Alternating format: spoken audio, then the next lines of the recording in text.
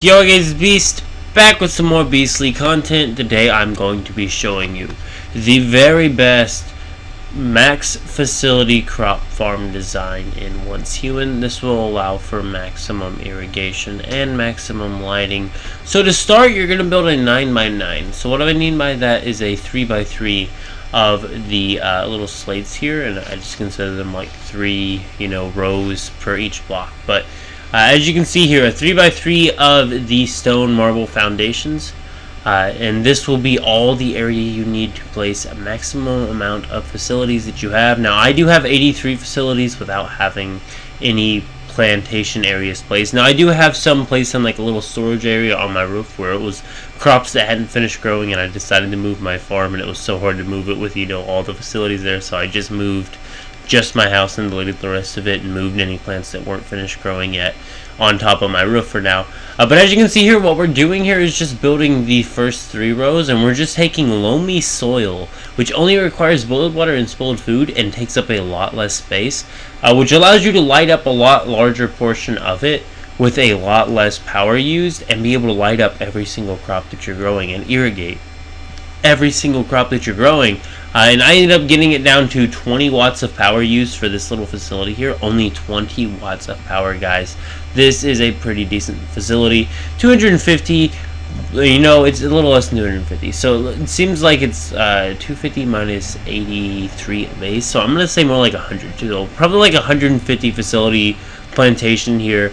But it's fully irrigated, it's fully lighted, and it's the max I can build with having the other things in my base. Because my base isn't just a farm base, it has other facilities, It's not like I have an alt to build my base on. I didn't create an alt within the first 10 days, so I can't create an alt on my server.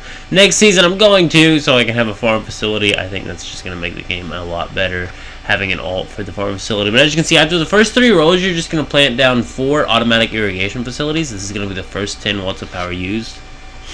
And you're going to do that on the same as on the other side. So on the other side, you're going to plant 3 rows from that side, and then you're going to place down 4 irrigation facilities. And then you just kind of fill in the gaps in between those with more facilities of the loamy soil, and you just keep planting them down in rows. That's what I recommend to do. One thing else I will mention is go ahead and make sure and avoid planting these all the way at the very edge, because then you won't be able to place your walls later.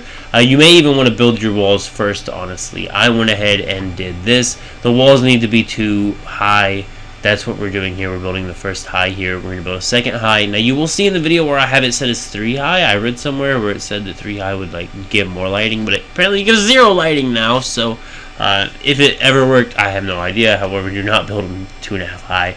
It will not give you any more lighting. It actually will give you no lighting because they're not close enough to actually light anything.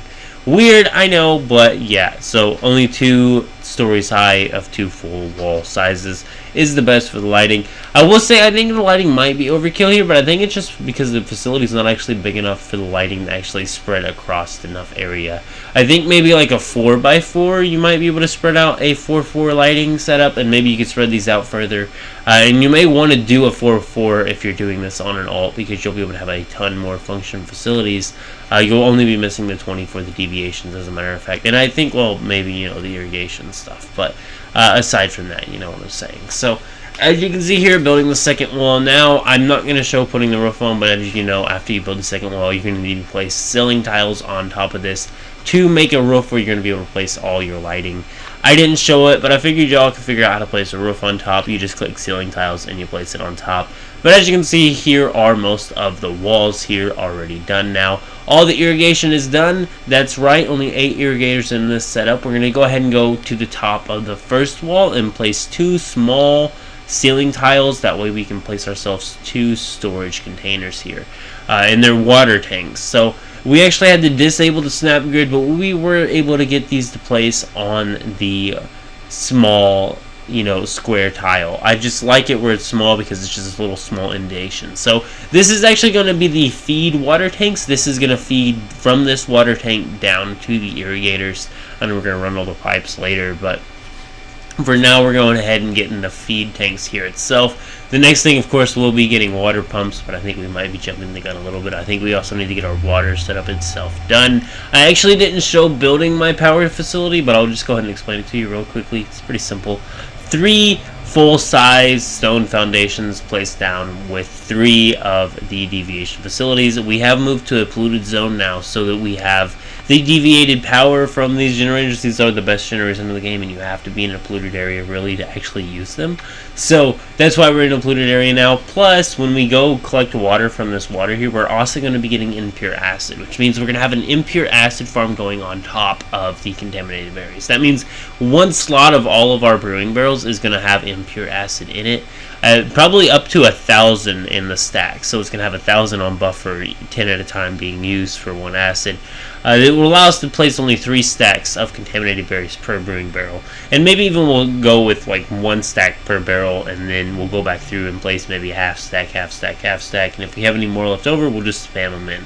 So as you can see here comes the pump placing. So we're actually just going to go ahead and take another small ceiling tile here, and we're just going to build out a little bit more here. So as you can see here, we tried to go ahead and place them just like on the side there, but we built out 1 ceiling tile more, and then we placed a small half wall on it, and now we can place 2 water pumps on this. One's going to feed to one water tank, and one's going to feed to other. 1 water tank will feed to one side of the irrigators, and 1 water tank will feed to the other side of the irrigators. As you can see, I don't actually have this hooked up to my water pump setup, and I don't think we're actually going to cover the water pump setup itself, because it really is just placing the water pumps in the water, connecting them to osmosis filter, running them to a storage container for water. And I just collect the water from the storage containers, and I have them also, which it's not shown in the video because I did this later. I actually have it ran to these 3 brewing barrels, and then I have 3 more, and I think it might actually be shown in the harvesting at the end, actually. But aside from that, it's not shown in the actual building process of it. We don't show building that part, but it fills up all the barrels, and then any extra purified water will sit in that storage container, and we can take that purified water and input it into the farm the instant we plant something, so that during the germination phase we are getting full irrigation, because the germination phase is the phase where it grows into a growth phase. And once it's in the growth phase, then it's only a matter of time before it's ready to harvest. The germination phase is the longest phase and the most important phase. It'll also, I'm not sure on what all it affects, but I do know that it's important from what I've noticed from this and from one of my harvests I've done. Like I said, this is a 1,200 contaminated berries, so that's roughly a 400 acid per harvest of harvest if you do all yield boost. So as you can see here, we have 2 water pumps being used here. This is upgraded to 5. We're trying to get it to do 6. We might have to go get some more electric eels, but we're trying to get it to do 6 water pumps. That way we can get a ton of impure acid and a ton of purified water, so that every single time we do a plant, we can instantly pump in a lot of water, and then every single time we log in, we check that barrel, we take all the extra purified water. Now that all my brewing barrels are constantly filled for the most part at all times, because they're constantly connected to a storage container, constantly being filled with purified water, we should be very good on that. So it does work out very well. I think I have a plant coming up, but I think I'm not going to be able to do it till tomorrow morning. We already got our stuff placed down. I'm probably going to log in soon and get some more water out to the irrigators. Even just getting like 200 stacks each, that's at least 2 irrigators per side getting activated, if not more. And really, it's probably guaranteed to go to the same tube every time until it fills one. I'm thinking that's how the system works. So it's probably, you gotta let it build a little longer. That's why I've been building more water pumps. With the 2 water pumps, it just didn't seem like it was giving me enough purified water. With 5, I've yet to test it out. I also killed a couple of the osmosis purifiers. I figured the best setup would be like a 3 water pump to 1 osmosis setup and a 3 water pump to the other. That way they're constantly filled. And maybe really a 3 water pump to a storage container to an osmosis filter, and a 3 water pump to a storage container to an osmosis filter. So we still have some adjustments to be done to our osmosis setup and our water purification setup and impure acid collection system and our irrigation system. But for the most part, I'm happy with that as the irrigation system. Of course, on the ceiling, you're going to place 4 of the lighting, and I do believe we're going to show the lights. I don't think we're actually going to show building or anything, because it all showed, with it 2.5 stories tall, and it was driving me crazy. I think it's even 2.5 stories tall right here. Does not need to be 2.5 stories, just needs to be 2. Just a little reminder here. Next, we're going to place 2 storage water containers down here on the ground floor here. These are going to run up to the water pumps separately and individually. And what I mean by that is connect water pump from water pump to storage container A, connect water pump from water pump 2 to water tank 2. Now each of these are going to be connected. The wire, you can just connect it to the other water pump and then connect that to the lights, and then make sure the water pump gets connected to your main power source, and then connect all the lights together. Then you can run from one side, from one light down to the irrigators, connect all those together, and then go to the other side, connect all those together, and run those to the other side of the light, like shown in the video. And that is just, I think, the most aesthetically pleasing wiring and pipes setup. And I know that you can hide the wires and plumbing, but I really like the look of the wires and plumbing when you do them neatly. I just think it looks really, really good. My last acid system was just water pumps. It was pre-contaminated berries and wheat and stuff like that. And speaking of which, I think on Way of Winter, we are going to be taking some contaminated berries with us, because we want to instantly be starting with contaminated berries. I don't care if I have to start like a level 1 player if I can take me some contaminated berries with me. I'm just saying, okay? And on Way of Winter, I'm also thinking maybe just taking some XP items for the first day so that I can have some XP boosting items on me. If those are transferable. I'm not 100% sure they are, but they should be transferable. And I think we just have to make them like the hour before we actually transfer to the next season. As you can see, that we just connected that to our water pump, which is already powered, and we need to run power from our water pump to our osmosis purifiers. And I actually don't think none of this is actually hooked up yet, so I think that's what this is. This is hooking up the electrical for all of the pumps. And as you can see, we have all of our deviation generators ran to a single conduit there, and then that conduit will be connected to everything. We actually don't use any switches here because I'm wanting to make this a full facility that every single thing in it is running at all times. And I know I should have like a shut off for like the crafting benches that use power and things like that, just because all of those I don't need unless I need, and being able to turn those off would save some power and allow maybe an extra of the processing facility for fuel or something like that. But I still have 2 electric eels to get. This farm facility itself only uses 20 watts of power, like I said, 4 for the lights and 16 for the 8 irrigators. The irrigation's probably overkill. The lighting definitely is. I honestly would suggest maybe trying a 4x4 with this setup instead of a 3x3.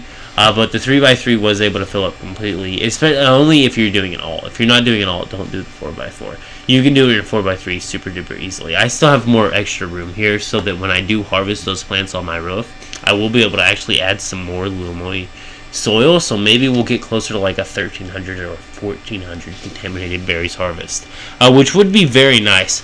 As to the question of which contaminated plant is best, I think I'd argue that berries are pretty good because they seem to, even without doing yield boost, just using fertilizer, they seem to yield more than 1 berry per plant, compared to some other things that might only yield 1 or 2 per plant. And maybe they have the same yield and everything. I'm not 100% sure on that. Once again, whatever seeds you get a hold of, just go ahead and breed boost those up and check it out for yourself.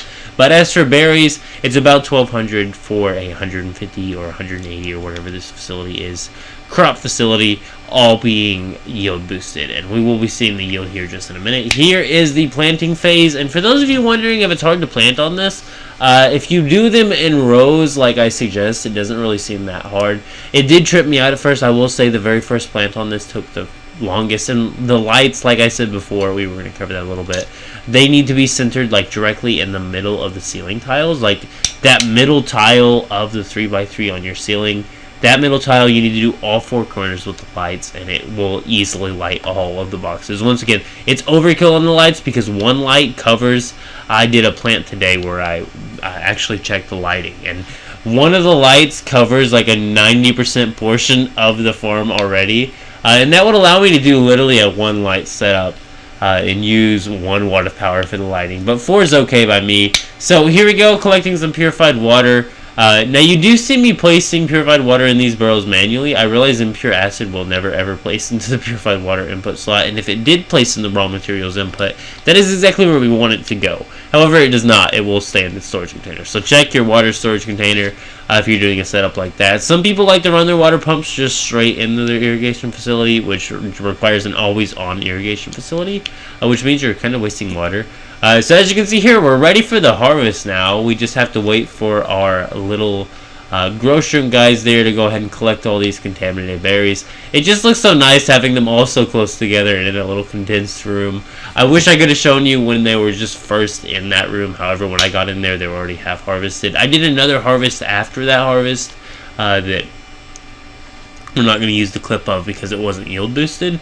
As you can see there, though, that was almost 400 from one, almost 400 from another, and another almost 400 from another. That's nearly 1,200 of the contaminated berries. That's roughly 400 acid, guys. Super duper easy. Look at that. We have 584 impure acid already just from running this facility, and this clip was pre 5 water pump input. This was only from my 2 water pump input. So our last slot on here can always be impure acid, and I didn't do it in this clip because I had so many contaminated berries, and I think I was only running a 3-barrel setup at the time. But now that I'm using my 6-barrel, I'm definitely going to be making that 4th slot at all times impure acid, just so that I only have to use 3 stacks of 100 contaminated berries in order to actually continue the raw materials input. As a matter of fact, I could technically use 2 full stacks and then a 50 stack. But I do believe that's about the end of the video. Go ahead and leave a like on it if you did enjoy it, and keep it beast mode.